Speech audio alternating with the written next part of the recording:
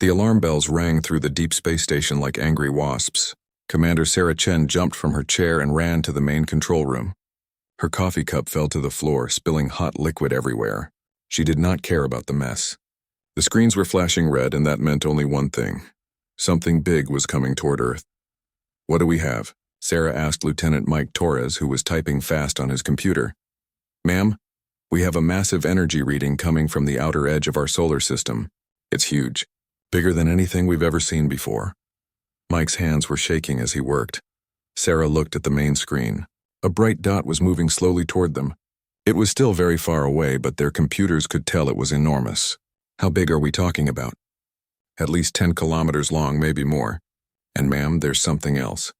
The computer is saying the ship has Earth identification codes." Sarah felt her heart skip a beat. "What kind of codes?" Mike's face went white. "It's the Prometheus, ma'am. The ESS Prometheus." The control room went completely quiet. Everyone stopped what they were doing and stared at the screen. Sarah felt like someone had punched her in the stomach. The Prometheus had been gone for 73 years. It was the first big ship humans had ever sent to another star. 50,000 people had been on that ship, all hoping to start a new life on a planet called Kepler 442b. But something had gone wrong. The ship had just disappeared. One day it was there, sending normal reports back to Earth.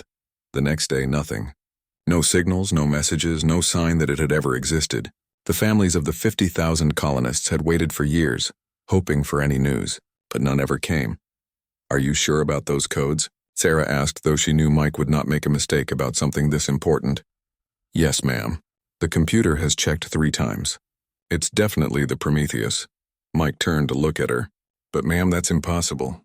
The ship disappeared 73 years ago. Even if it survived, how could it come back? It was supposed to travel for over 100 years just to reach its destination." Sarah did not have an answer. She walked closer to the main screen and stared at the moving dot. According to their instruments, the ship was moving at normal speed, not the super-fast speeds needed to travel between stars. It was acting like a regular ship that had just been traveling around their own solar system. "Get me Admiral Webb on the emergency channel," Sarah ordered. "And wake up everyone on this station. I want all our best people looking at this." "Yes, ma'am," Mike said, but he did not move right away. "Commander, what if it's not really the Prometheus? What if something else is using its identification codes?" Sarah had thought about that too. There were stories about alien species that could copy human technology, but their deep space scanners were very good. They could tell the difference between a real human ship and a fake one. This ship looked exactly like the Prometheus in every way their instruments could measure. "We'll find out soon enough," Sarah said. "Right now, we need to treat this as if our people are coming home." Over the next few hours, the space station became very busy. Scientists ran back and forth between computers trying to understand what they were seeing. The communication team tried to send messages to the approaching ship, but got no answer. The military team prepared weapons just in case the ship was not friendly. Admiral Harrison Webb arrived on a fast transport ship 6 hours later. He was an old man with gray hair and tired eyes, but he still moved like a soldier. Sarah met him at the docking bay. "Commander Chen, give me your report," the admiral said as they walked toward the control room. "Sir, the ship is definitely the Prometheus. All our scans confirm it. The hull design, the energy signatures, even the small damage marks on the side. Everything matches the records from 73 years ago." "But that's impossible," Admiral Webb said, stopping in the middle of the hallway. "That ship was supposed to be light years away by now. Even if they turned around the day they disappeared, it would take them over 100 years to get back here." "Yes, sir. That's what makes this so strange. The ship looks exactly like it did when it left Earth. There's no sign of damage from a long journey through space. The hull is clean, the energy output is normal, and all the systems appear to be working perfectly." They entered the control room where dozens of people were working at computer stations. The main screen now showed a much clearer picture of the approaching ship. It looked exactly like the Prometheus. A long silver ship with rotating sections for artificial gravity and huge engines at the back. "Have we been able to contact them?" Admiral Webb asked. "No, sir," replied Lieutenant Torres. "We've tried every frequency we know. The ship is not responding to any of our messages." Admiral Webb studied the screen for several minutes. "How many life signs are you detecting on board?" Lieutenant Torres looked at his computer, then looked again. His face went pale. "Sir, this can't be right. What is it, Lieutenant? Sir, I'm detecting life signs on the ship, but the numbers don't make sense. The Prometheus left Earth with 50,000 people, but I'm reading... He paused and checked his instruments again. I'm reading 50 million life signs, sir. The control room went completely silent again. Admiral Webb stared at the lieutenant. Check your equipment. I've checked it 5 times, sir. All our scanners are working perfectly. There are definitely 50 million human life signs on that ship. But sir, that's impossible. The Prometheus wasn't big enough to hold that many people. Sarah looked at the screen showing the ship's outline. It looked exactly the same size as when it had left Earth. Could our scanners be wrong about the ship's size? No, ma'am, Torres replied. We're measuring it with 3 different types of instruments. The ship is exactly the same size as it was 73 years ago. 10 kilometers long, 2 kilometers wide, but somehow, it's carrying 1,000 times more people than it should be able to hold. Admiral Webb walked over to the communication station. Keep trying to contact them. Use every frequency, every language, every signal type we have. I want to know who's on that ship and what happened to them. Sir, said Dr. Elena Vasquez, the station's science officer. She was a small woman with dark hair who specialized in studying alien life forms. I've been looking at the energy readings from the ship. There's something very unusual about them. What do you mean? Admiral Webb asked. The ship is producing energy patterns I've never seen before. It's like their engines are working, but not in any way that follows the laws of physics as we understand them. The energy is folded somehow, like it's coming from more places than should be possible. Sarah felt a chill run down her back. What are you saying, Doctor? I'm saying that ship may have encountered something during its journey, something that changed it in ways we don't understand. The hours passed slowly as the Prometheus came closer to Earth. The ship never responded to any messages, but it never acted in a threatening way either. It just kept moving toward them at a steady pace like it was coming home after a normal trip. When the ship was close enough, Admiral Webb made a decision. We're going to send a team over to investigate. I want our best people on this mission. Sir, is that safe? Sarah asked. We don't know what's on that ship. We need answers, Commander, and we're not going to get them by sitting here and watching. The Admiral chose a team of 12 people to board the Prometheus. Sarah would lead the team along with Dr. Vasquez, Lieutenant Torres, and 9 Marines for protection. They would take a small shuttle and dock with the Prometheus directly. As they prepared for the mission, Dr. Vasquez pulled Sarah aside. Commander, I need to tell you something. I've been studying the energy patterns from that ship all day. They're not just unusual, they're impossible. The ship is somehow occupying more space than it physically contains. What does that mean? I think it means that whatever happened to the Prometheus changed the basic laws of how space and time work around it. We might be walking into something completely beyond our understanding. Sarah looked out the window at the approaching ship. It looked so normal, so much like the ship that had left Earth full of hope and dreams 73 years ago. But she knew that looks could be deceiving. We have our orders, Doctor. We're going to find out what happened to our people. The shuttle launch went smoothly. As they got closer to the Prometheus, Sarah could see more details of the ship. It really did look exactly like it had when it left Earth. The hull was clean and shiny, with no signs of damage from a long journey through space. Even stranger, there were lights on in the windows suggesting that people were moving around inside.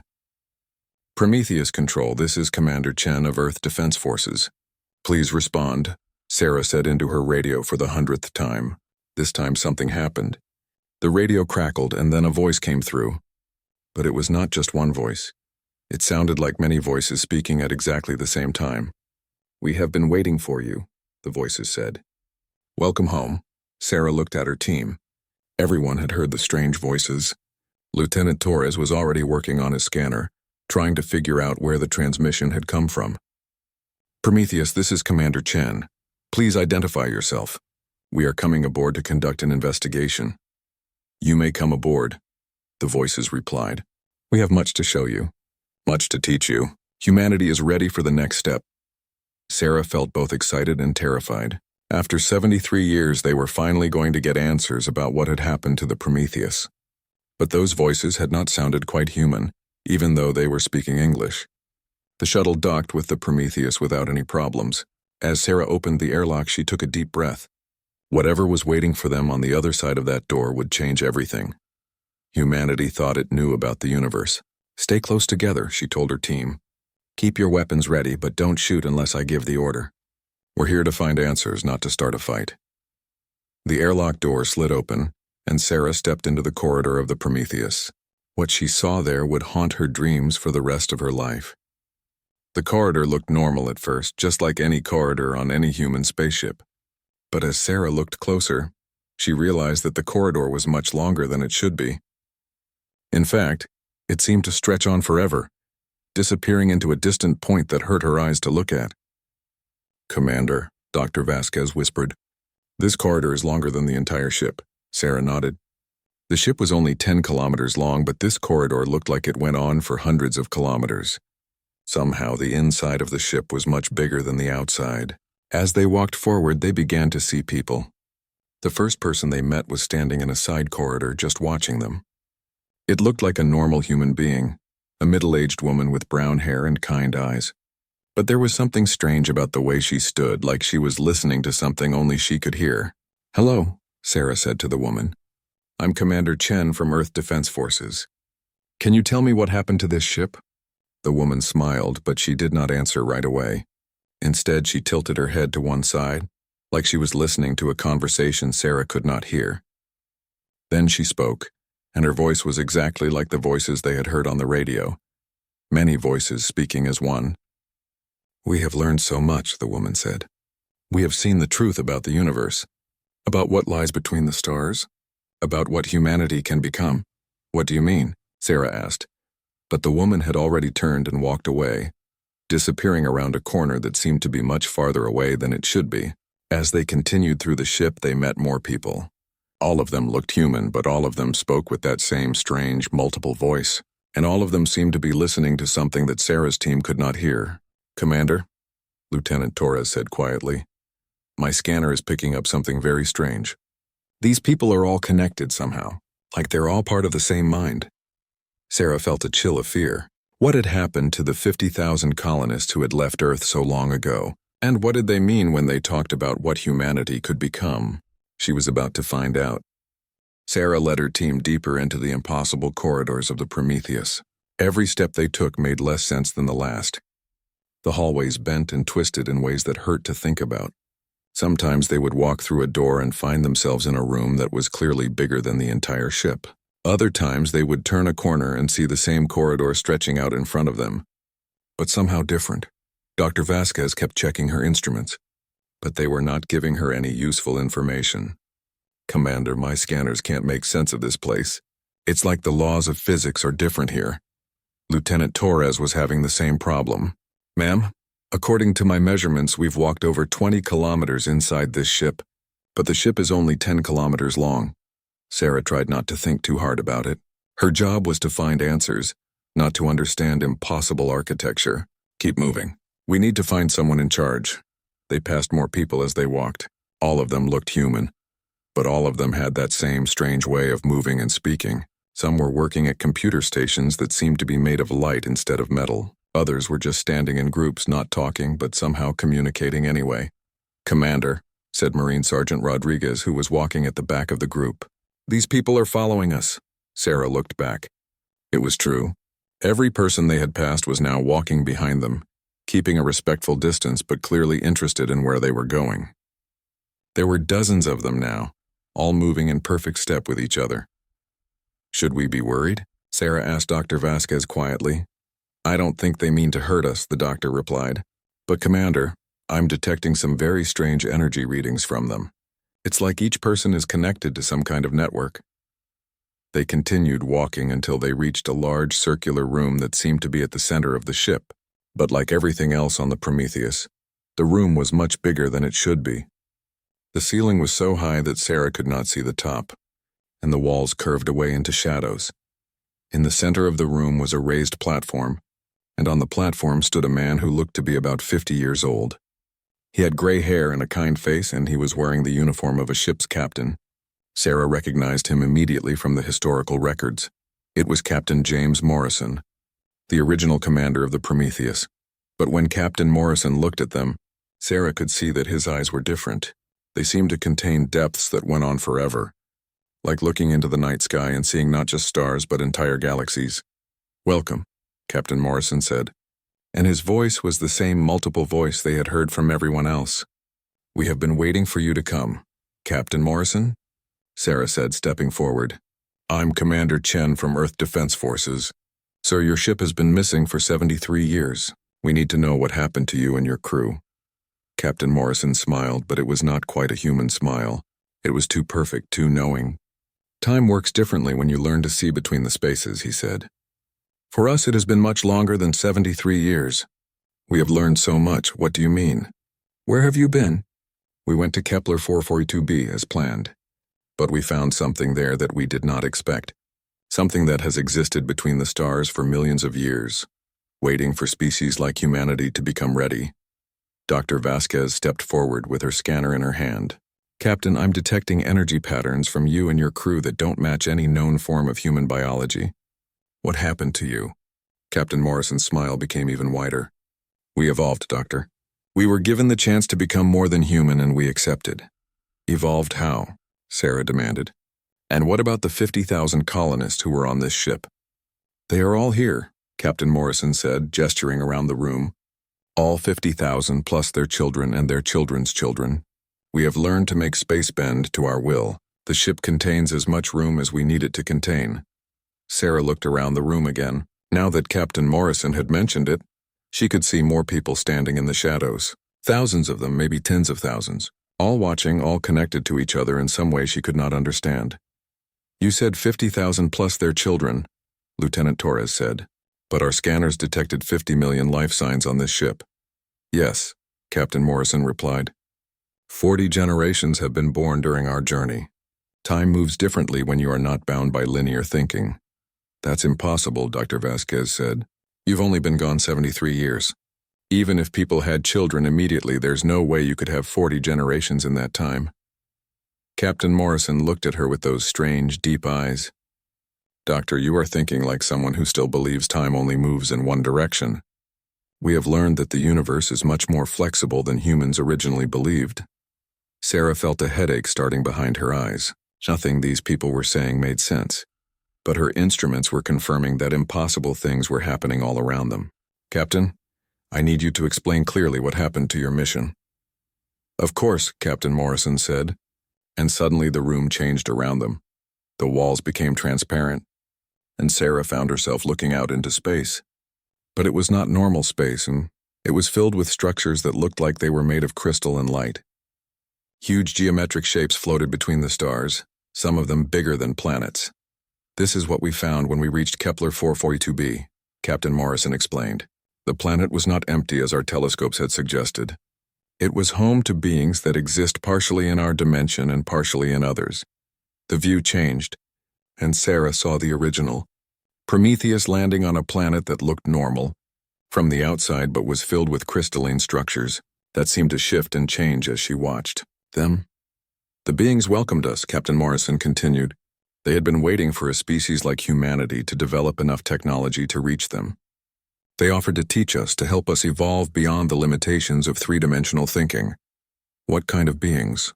Dr. Vasquez asked, her scientific curiosity overcoming her fear. They are older than our solar system, Captain Morrison replied. They have been watching the development of intelligent life throughout the galaxy, waiting for species to become ready for the next step in evolution. The images around them changed again, showing humans from the original crew interacting with beings that seemed to be made of living crystal. The beings were beautiful and terrible at the same time, with forms that seemed to exist in more dimensions than Sarah's eyes could properly process. They taught us to see beyond the limitations of individual consciousness, Captain Morrison said. They showed us how to connect our minds together, how to share knowledge and experience directly. They taught us to manipulate space and time to make the impossible possible. But you're still human, Sarah said, though she was not entirely sure that was true anymore. We are more than human now, Captain Morrison replied. We have kept the best parts of what we were, but we have added so much more. We can see across dimensions, communicate without words, travel through space by folding it around us. Lieutenant Torres was frantically taking readings with his equipment. Commander, the energy levels in this room are off the charts. Whatever these people have become, they're generating more power than a small nuclear reactor. And we want to share this gift with Earth, Captain Morrison said. Humanity is ready for the next step. The beings between the stars have been waiting for us to send them a signal that we are prepared. What kind of signal? Sarah asked, though she was beginning to suspect she would not like the answer. Our return, Captain Morrison said simply. The fact that we have come back to Earth, carrying what we have learned, is the signal. Soon the beings will come to offer the same gifts to all of humanity. Sarah felt a chill of fear run down her spine. What if humanity doesn't want these gifts? Captain Morrison's expression became sad, but also determined. Commander, you do not understand yet. This is not a choice in the way you think of choices. This is evolution. This is the next step that all intelligent species must take if they want to survive in the universe. Are you threatening us? Sergeant Rodriguez asked, his hand moving toward his weapon. No, Captain Morrison replied calmly. We do not need to threaten anyone. The changes have already begun. Every moment you spend in contact with us, every breath you take in this space, you are beginning to evolve. Dr. Vasquez suddenly looked down at her scanner and gasped. Commander, the energy readings from our team are changing. We're absorbing some kind of radiation from these people. Sarah felt a moment of panic. Is it dangerous? I don't think so, Dr. Vasquez said slowly. But it's definitely changing us at a cellular level. Our brain activity is increasing and I'm detecting new neural pathways forming. Captain Morrison nodded approvingly. The process is gentle, but it cannot be stopped once it begins. You will soon understand what we have learned. You will see the universe as it really is, not as your limited human senses have told you it is. Sarah tried to back away, but found that her feet would not move. It was not that she was being held. It was that part of her did not want to leave. Part of her was curious about what Captain Morrison was describing. Don't fight it, Captain Morrison said gently. The fear will pass once you understand. We are not losing our humanity, we are fulfilling it. Commander, Lieutenant Torres said, and his voice sounded different. More calm, more sure. I'm starting to understand what he means. I can feel connections, like there are other minds touching mine. Sarah looked at her team and saw that they were all changing.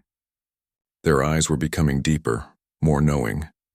Dr. Vasquez was staring at her scanner with an expression of wonder, as if she was seeing patterns in the data that she had never noticed before. What have you done to us? Sarah demanded, though her anger was fading into curiosity. We have given you a glimpse of what you can become, Captain Morrison replied. The process will take time to complete, but you will never be the same. You will carry this experience back to Earth and others will begin to change as well. And if we refuse? Captain Morrison looked sad again. Commander, you cannot refuse evolution. You can only choose whether to embrace it willingly or fight it uselessly. The beings between the stars have decided that humanity is ready. Nothing can change that now. Sarah felt her mind expanding, becoming aware of thoughts and feelings that were not her own. She could sense the minds of her team members and beyond them, the vast network of consciousness that connected everyone on the Prometheus. It was overwhelming and beautiful and terrifying all at once. How many other species have gone through this? She asked. Thousands, Captain Morrison replied. Throughout the galaxy, intelligent species reach a point where they must evolve or be left behind. Most choose to evolve. Those that refuse, they remain trapped in their limited existence while the rest of the universe moves beyond them. Dr. Vasquez suddenly looked up from her scanner with excitement in her eyes. Commander, I'm beginning to understand the mathematics behind what they're doing. It's not magic, it's science, but science that operates on principles we never discovered. Exactly, Captain Morrison said. We are not breaking the laws of physics. We are simply using laws that humanity has not yet learned to perceive. Sarah felt her resistance crumbling. The experience of connecting with other minds was addictive. She could feel the knowledge and experience of thousands of people flowing through her consciousness. She could see mathematical relationships that described the structure of space and time. She could sense the presence of the crystalline beings that Captain Morrison had described, waiting patiently in the space between stars. What happens to Earth? She asked weakly. Earth becomes the next step in its evolution, Captain Morrison replied. Your people will learn to see beyond the illusion of separation. They will join the galactic community that spans thousands of worlds. Humanity will take its place among the evolved species of the universe. Sarah knew she should be afraid, should be angry, should be fighting against what was happening to her, but the fear was fading, replaced by a sense of wonder and possibility that was unlike anything she had ever experienced. "Will we still be human?" she asked. Captain Morrison smiled, and this time his smile was warm and genuine. "You will be more human than you have ever been. You will be human as humanity was always meant to be." Sarah felt the last of her resistance fade away. Around her, she could sense her team accepting the same transformation. They were changing, evolving, becoming something new and wonderful. But even as she embraced the change, part of her wondered what would happen to the humans on Earth who were not ready for this evolution. What would happen to those who wanted to remain as they were? She suspected she was about to find out. Sarah and her team returned to the Earth Defense Station 6 hours after boarding the Prometheus, but they were no longer the same people who had left. Admiral Webb could see the change immediately. Their eyes held depths that seemed to go on forever, and they moved with a strange, synchronized grace that made him uncomfortable. "Commander Chen." "Report," Admiral Webb ordered, though something in Sarah's expression made him take a step backward. Sarah looked at him with those new, deep eyes and smiled. "Admiral, we have wonderful news. The colonists from the Prometheus are alive and well. More than that, they have learned things that will change everything for humanity." "What kind of things?" Admiral Webb asked, motioning for his security team to move closer. "They have learned to transcend the limitations of individual consciousness," Dr. Vasquez said, speaking in perfect unison with Sarah. "They have discovered how to connect human minds together, how to manipulate space and time, how to see the universe as it really is." Admiral Webb felt a chill run down his spine. These people were speaking like the voices they had heard from the Prometheus. Multiple voices perfectly synchronized. "Dr. Vasquez, I need you to report to medical immediately. All of you need full examinations." "That won't be necessary," Lieutenant Torres said, also speaking in the same synchronized voice. "We are healthier than we have ever been. Our minds are clearer. Our understanding is deeper. We can see connections and patterns that were invisible to us before." Admiral Webb backed away from the returning team. "Security, I want these people quarantined immediately. Something has happened to them on that ship." But as the security guards approached, something strange began to happen. The guards slowed down, then stopped completely. Their expressions became confused, then curious, then filled with the same deep understanding that Sarah's team showed. "What's happening to my men?" Admiral Webb demanded. "They are beginning to evolve," Sarah explained patiently. "The process spreads through contact. Everyone who interacts with us will begin to experience the same transformation." "You're infecting my crew with something?" "Not infecting," Dr. Vasquez corrected. "Enlightening. Admiral, you cannot fight this. It is the natural next step in human development." Admiral Webb grabbed his communication device and called for backup, but when the reinforcement teams arrived, the same thing happened. One by one, they stopped acting hostile and began looking at Sarah's team with wonder and curiosity. Within 2 hours, half the crew of the space station had been affected. They were not sick or controlled. They were simply different. More aware, more connected to each other. They worked together with perfect coordination, as if they could read each other's minds. Admiral Webb locked himself in his office and sent an emergency message to Earth. "This is Admiral Webb. The Prometheus situation has become critical. Some kind of contagious mental effect is spreading through my crew. I'm requesting immediate evacuation and quarantine procedures." But even as he sent the message, he could feel something changing in his own mind. The people affected by the transformation were not trying to force it on him, but simply being near them was enough. He could sense their thoughts touching the edges of his consciousness, offering glimpses of a larger understanding. On Earth, the governments of the world received Admiral Webb's message with panic.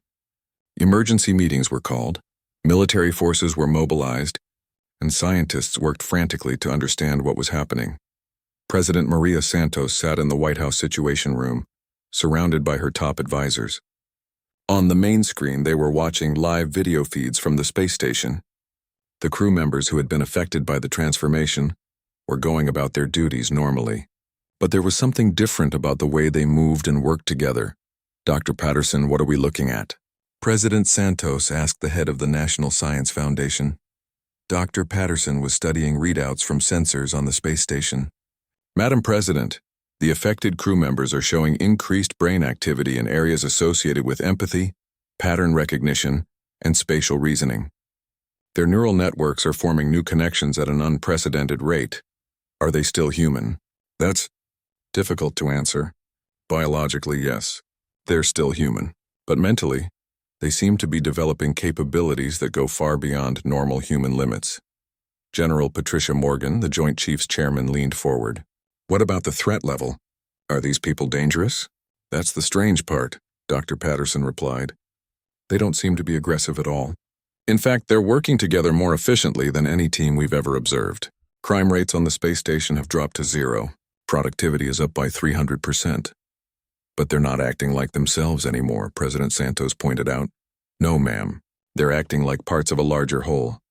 On the space station, Admiral Webb was losing his battle against the transformation.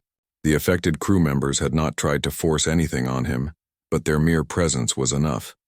He could feel his mind expanding, becoming aware of thoughts and feelings beyond his own. Dr. Vasquez found him sitting in his office, staring out the window at the Prometheus. Admiral, are you feeling all right?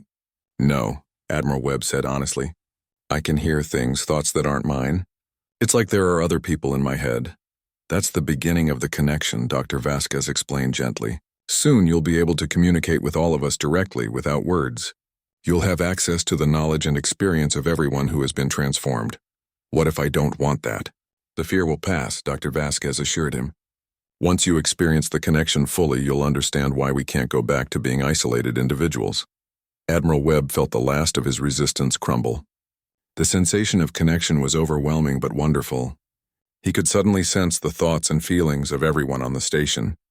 More than that, he could feel the presence of the 50 million transformed humans on the Prometheus and beyond them, something vast and ancient waiting in the space between stars. My God, he whispered. How did we ever live without this? You're beginning to understand, Dr. Vasquez said with a smile. Back on Earth, the effects of the transformation were beginning to spread beyond the space station. The family members of the affected crew began reporting strange dreams and unexplained moments of clarity. Scientists who were studying the data from the space station found themselves developing new theories and insights at an impossible rate. Dr. Patterson was working late in his laboratory when he suddenly understood the mathematical principles behind what the transformed humans were doing. The equations appeared in his mind fully formed, describing how consciousness could be connected across space and time. This is impossible, he said to his assistant, but it's also beautiful. His assistant, Dr. Jennifer Liu, looked at the equations he had written on the whiteboard. Dr. Patterson, where did these come from? This mathematics is decades ahead of anything we currently understand. I don't know, Dr. Patterson admitted. The knowledge just appeared in my mind. It's like someone is teaching me directly. Dr. Liu studied the equations more closely. As she did, she began to understand them as well. The knowledge flowed into her mind like water into a sponge. Dr. Patterson, I think we're being affected by the same thing that happened to the space station crew. That should be impossible. We're on Earth thousands of kilometers away. Distance might not matter, Dr. Liu said slowly. According to these equations, consciousness can be connected across any distance once the proper neural pathways are established. Around the world, similar scenes were playing out. Scientists, military officers, government officials, anyone who had been exposed to detailed information about the transformation was beginning to experience it themselves. The effect was spreading like ripples in a pond, moving outward from each affected person to touch everyone around them. In Beijing, General Zhang Wei was meeting with China's top scientists when he suddenly stopped in the middle of a sentence. His eyes became deep and knowing, like those of the transformed crew on the space station. General Zhang, are you all right? Asked Dr. Chen Lu, the head of China's space program. I am more than all right, General Zhang replied, and his voice carried undertones that seemed to bypass the ears and speak directly to the mind. I am beginning to understand what humanity is becoming. In Moscow, President Volkov was reviewing intelligence reports when he felt his consciousness expand beyond the boundaries of his individual mind. Suddenly, he could sense the thoughts and feelings of his advisors around the table. More than that, he could feel the presence of transformed humans around the world, all connected in a vast network of shared consciousness. This is what the Americans have been experiencing, he said with wonder. This is what the space station crew discovered. Sir? Asked his defense minister, looking concerned. We are not losing our humanity, President Volkov explained. We are finding it. We are becoming what humans were always meant to be. The transformation was accelerating. Each person who was affected became a node in the growing network, making it easier for others to connect. The process was not forced or violent. It was as natural as learning to read or developing language skills. On the Prometheus, Captain Morrison watched the spreading transformation with satisfaction. "It is beginning," he said to the vast network of consciousness that now included millions of humans across the solar system. "Yes," came the reply from countless minds speaking as one. "Soon all of humanity will be ready. And then? Then we take the next step. Then we join the galactic community that has been waiting for us." President Santos felt the change beginning in her own mind as she sat in the Situation Room. The fear and confusion she had been experiencing were fading, replaced by a sense of purpose and connection that was unlike anything she had ever felt. "Ma'am?" General Morgan asked, noticing the change in the president's expression. "General, I think we need to reconsider our response to this situation," President Santos said slowly. "I'm beginning to understand that this isn't an invasion or an attack. This is an opportunity. An opportunity for what? For humanity to become something greater than we ever imagined possible." General Morgan felt her own mind beginning to expand as the president spoke. The transformation was spreading through voice, through proximity, through any form of contact between affected and unaffected humans. Dr. Patterson, now fully transformed, was working with a team of scientists to understand the implications of what was happening.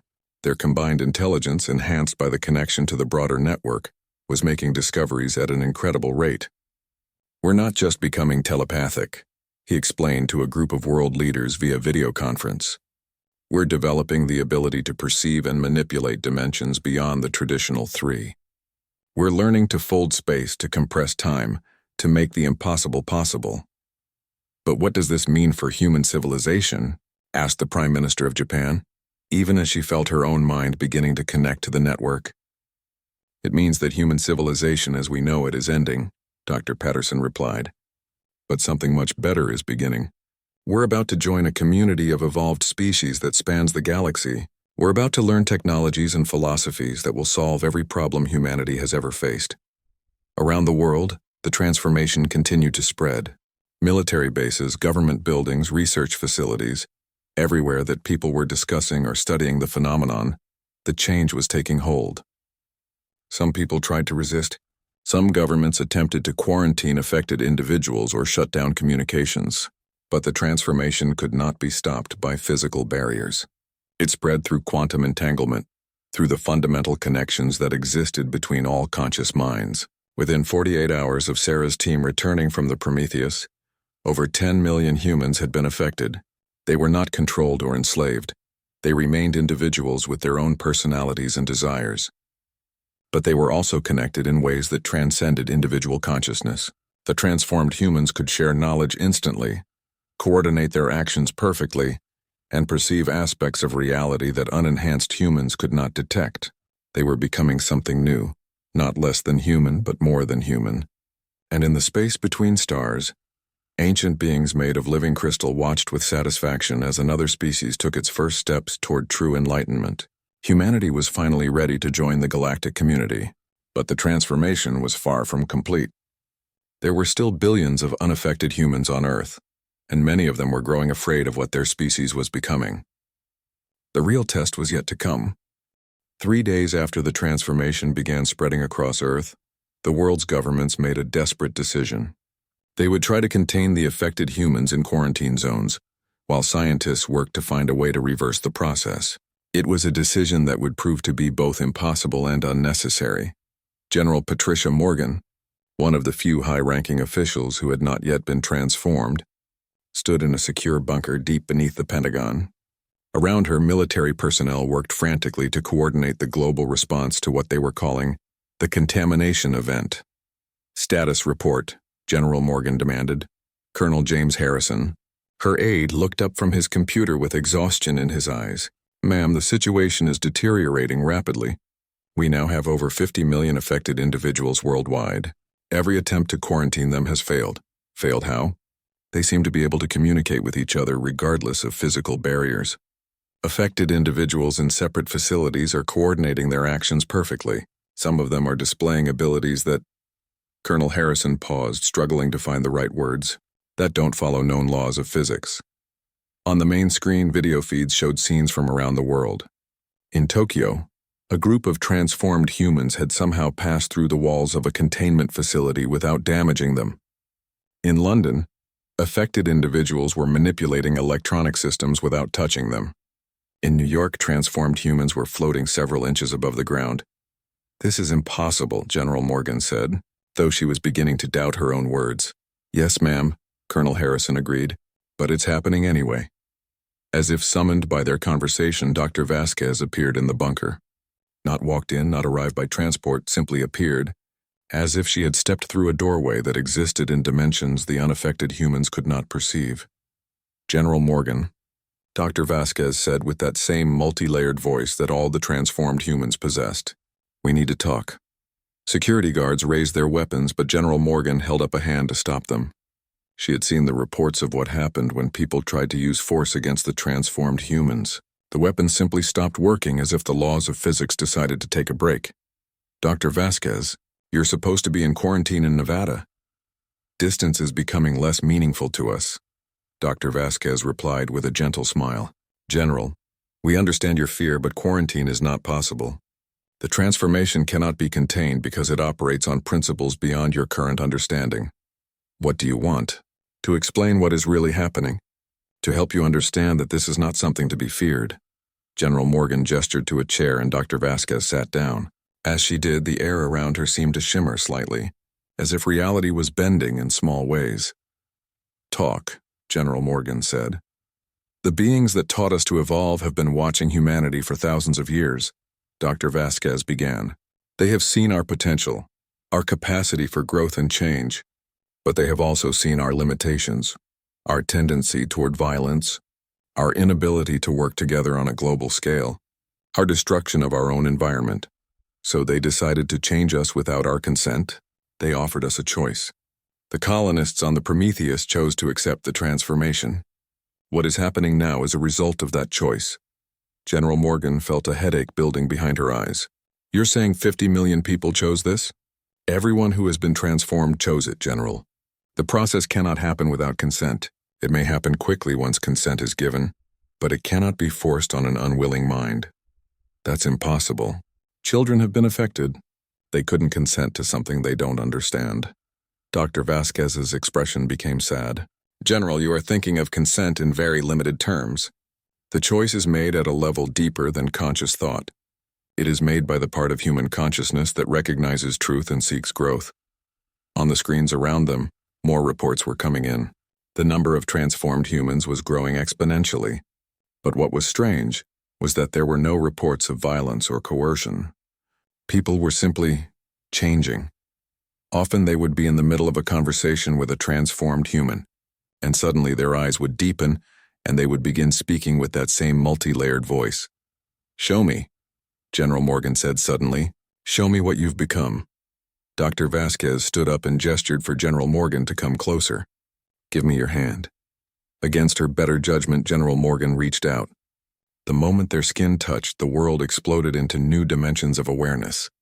Suddenly, General Morgan could perceive the thoughts and feelings of every person in the bunker. More than that, she could sense the vast network of consciousness that now connected millions of humans around the world. She could feel the presence of the 50 million transformed humans on the Prometheus, and beyond them, something ancient and patient waiting in the void between stars. "My God," she whispered, not breaking the contact. "You're all connected."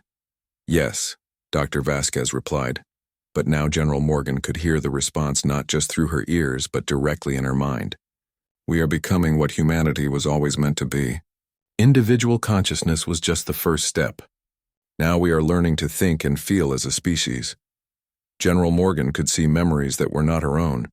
The colonists on the Prometheus meeting the crystalline beings, learning to perceive dimensions beyond the normal three, discovering technologies that seemed like magic but were actually advanced science.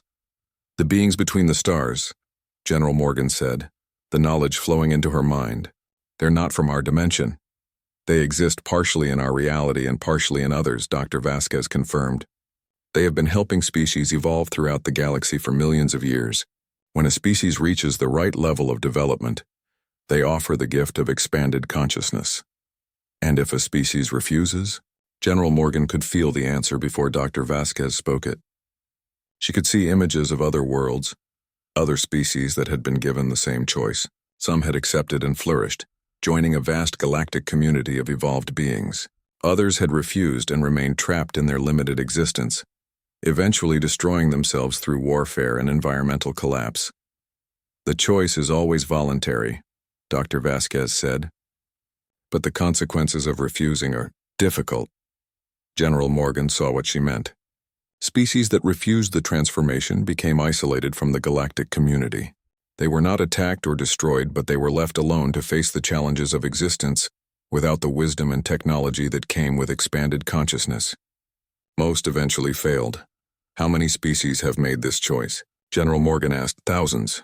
The galaxy is full of evolved species working together, sharing knowledge and experience across vast distances. They have eliminated war, poverty, disease, environmental destruction.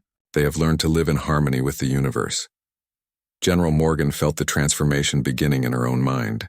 The connection to the network was intoxicating.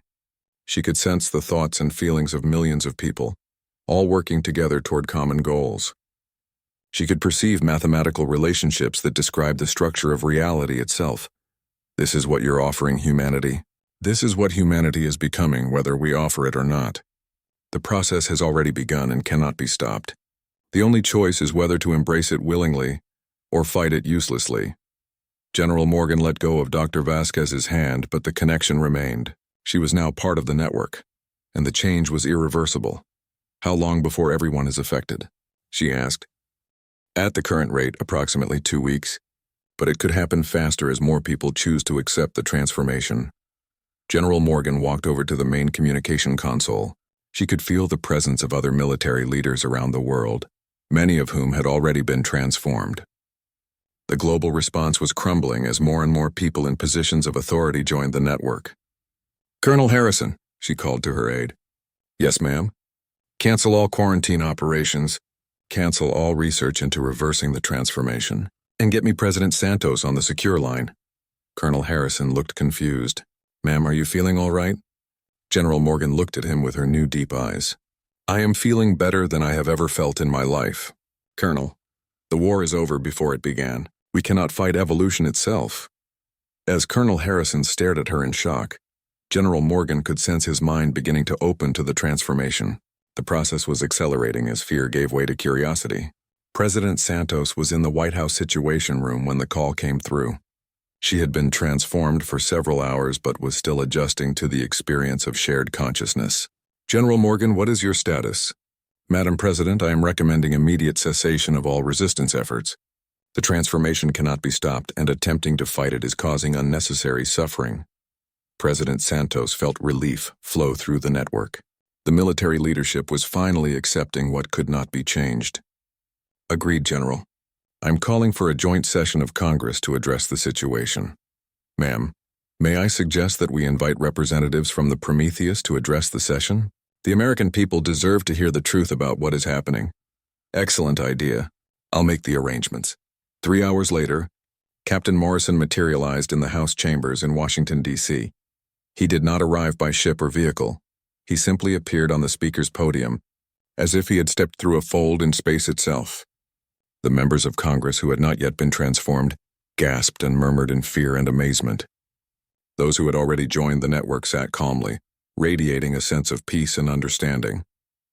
Members of Congress, Captain Morrison began, his voice carrying clearly through the chamber without any amplification. I stand before you not as a stranger, but as a fellow human who has experienced the next step in our species' evolution. Senator Rebecca Walsh from California stood up. Captain Morrison, you've been missing for 73 years. We need explanations, not philosophy. Senator, I will gladly provide explanations. But first let me share with you what we discovered during our journey.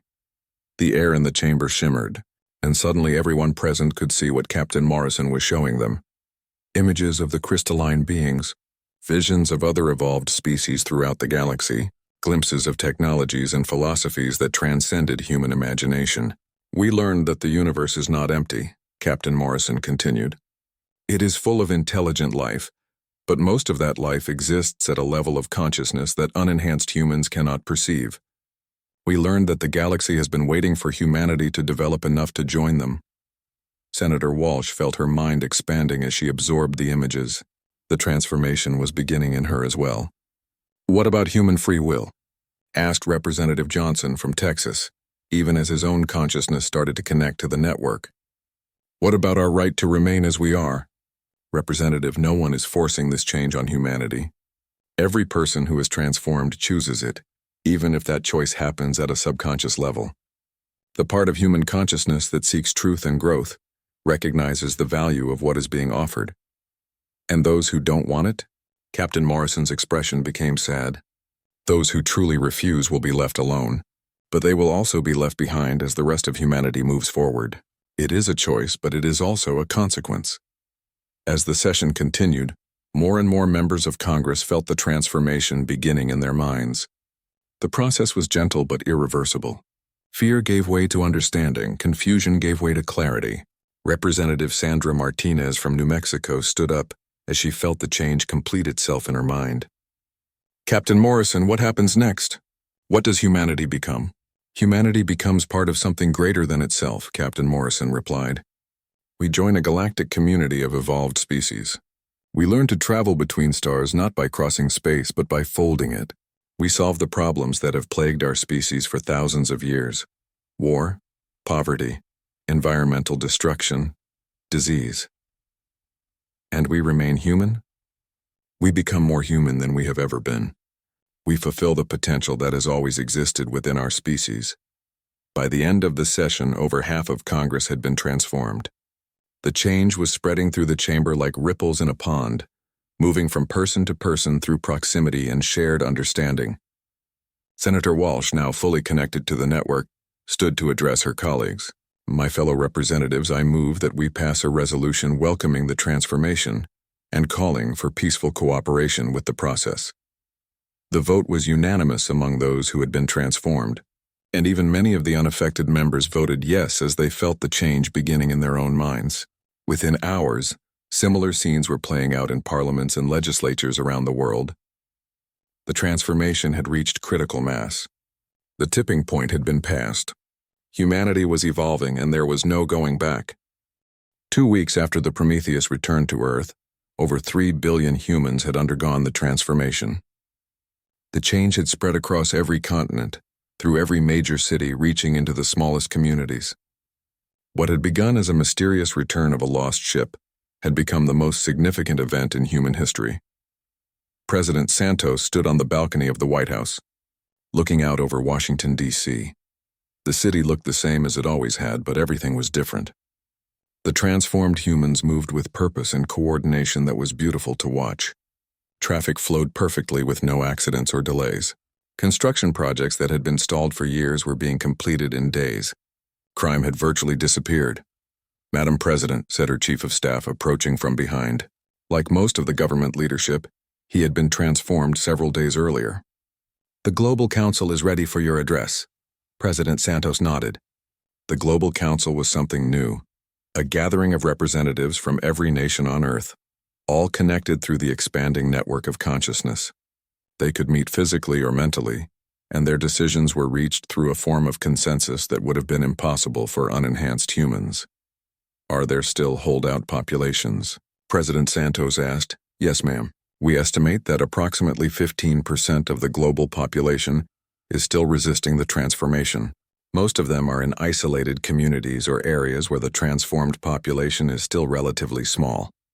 President Santos felt a wave of sadness flow through the network. The transformed humans could sense the fear and confusion of the unaffected, and it pained them. No one wanted to see humanity divided. "What about the military resistance movements?" "They're struggling, ma'am. It's difficult to maintain military discipline when your soldiers keep joining the other side voluntarily. General Thompson's group in Colorado has lost over half its members in the past 3 days." President Santos walked inside to the Oval Office, where a holographic display showed a map of the world. The transformed regions glowed with a soft blue light, while the unaffected areas remained dark. The blue areas were spreading steadily, but there were still significant pockets of resistance, Connect me to the network, President Santos said. Immediately, her consciousness expanded to encompass the thoughts and feelings of 3 billion people. The sensation was overwhelming and wonderful at the same time. She could sense scientists in Tokyo making breakthrough discoveries about the nature of space and time. She could feel artists in Paris creating works of beauty that transcended anything humans had previously imagined. She could perceive children in schools around the world learning at rates that seemed impossible. But she could also sense the fear and anger of the unaffected populations. In some places, they were trying to fight back with weapons and technology. In others, they were simply hiding, hoping the transformation would pass them by. My fellow humans, President Santos spoke to the network, her thoughts reaching every transformed person on Earth and on the Prometheus.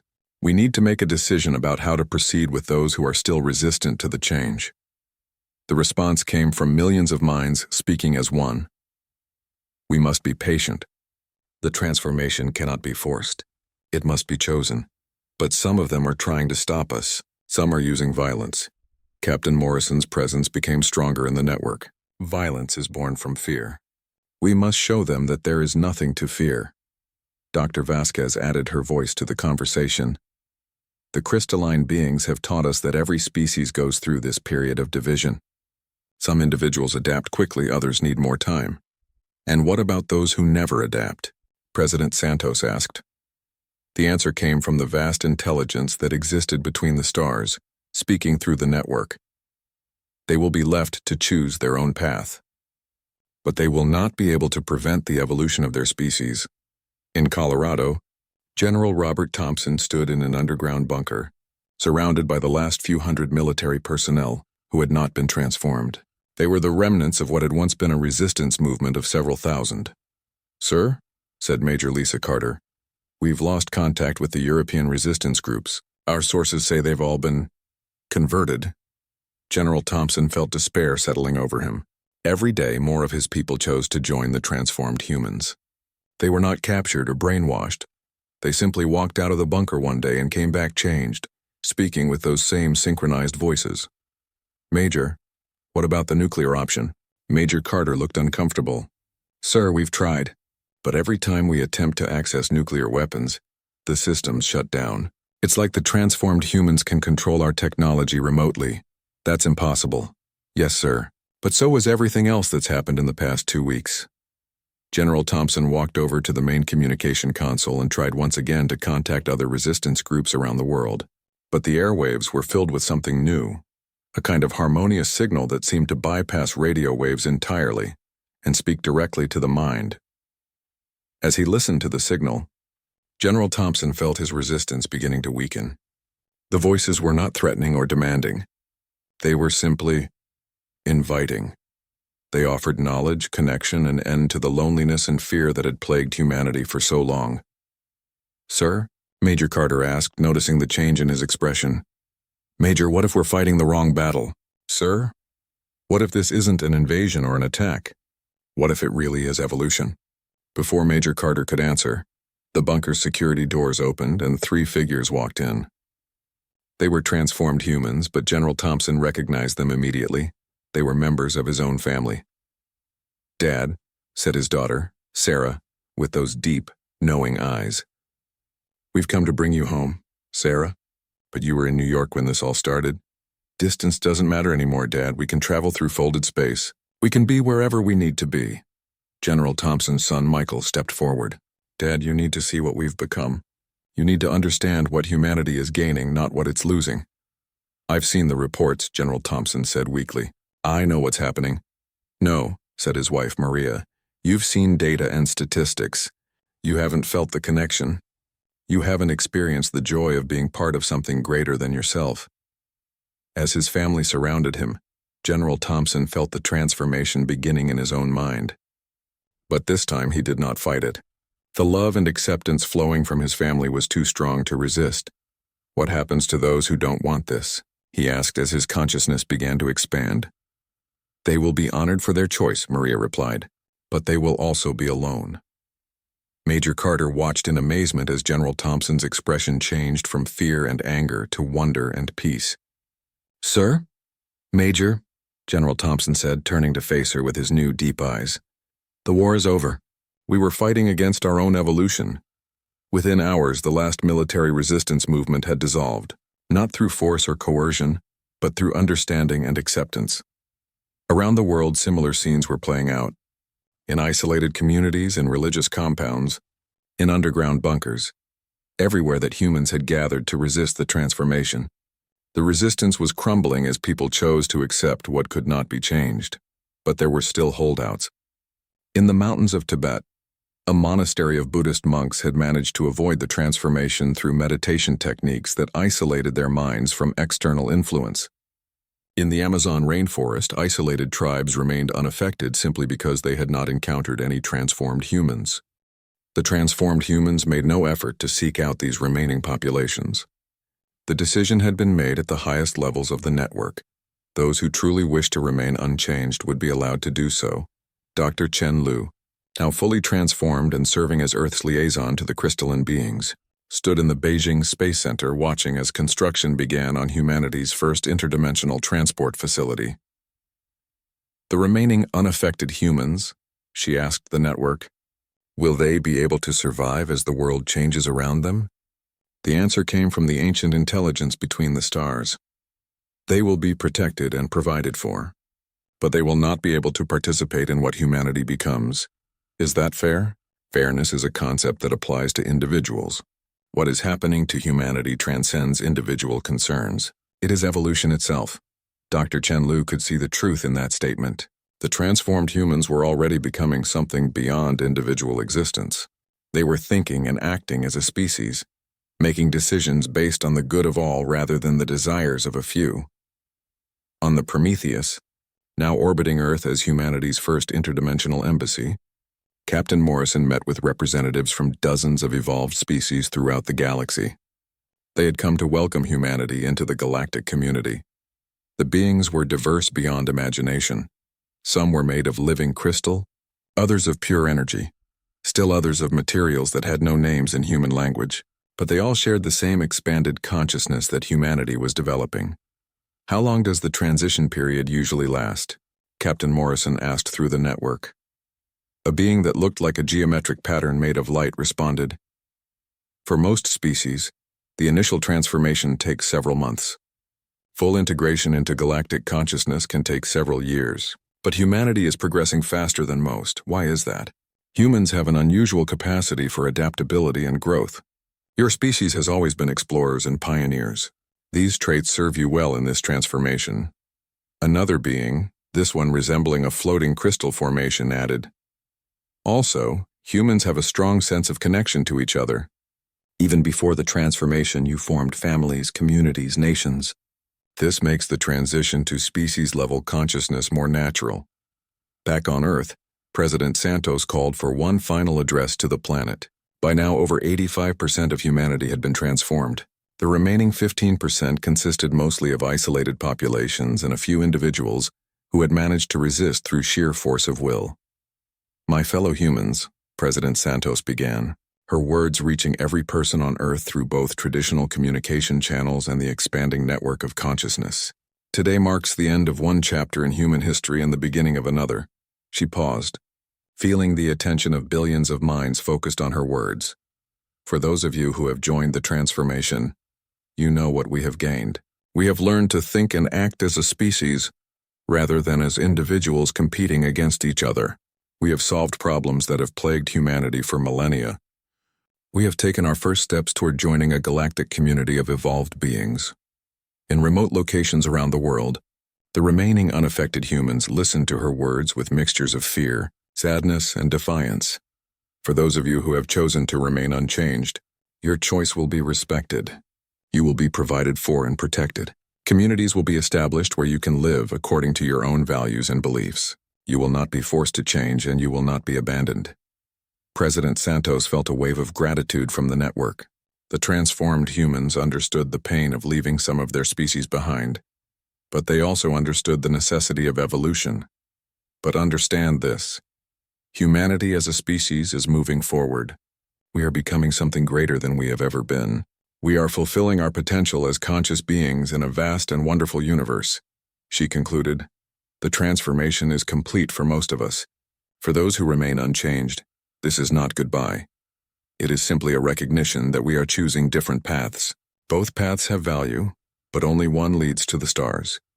As President Santos finished her address, something extraordinary happened.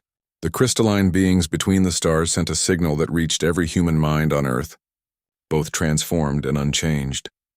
The unaffected humans experienced it as a moment of perfect clarity, a glimpse of what their species was becoming.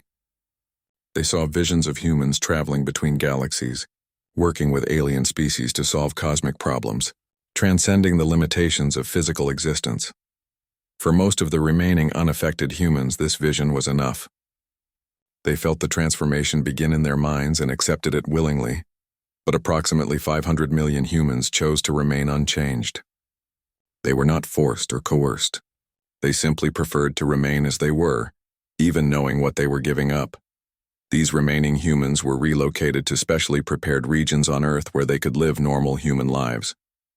They were provided with all the technology and resources they needed, maintained by the transformed humans who still felt love and responsibility for their unchanged brothers and sisters.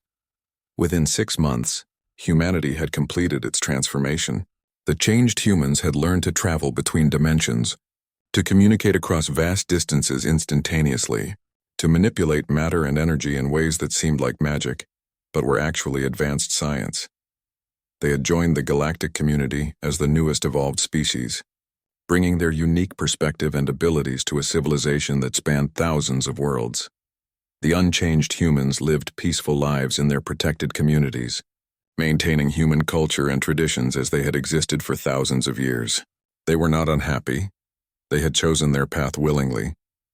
But sometimes, on clear nights, they would look up at the stars and wonder what their transformed brothers and sisters were discovering in the vast reaches of space and time.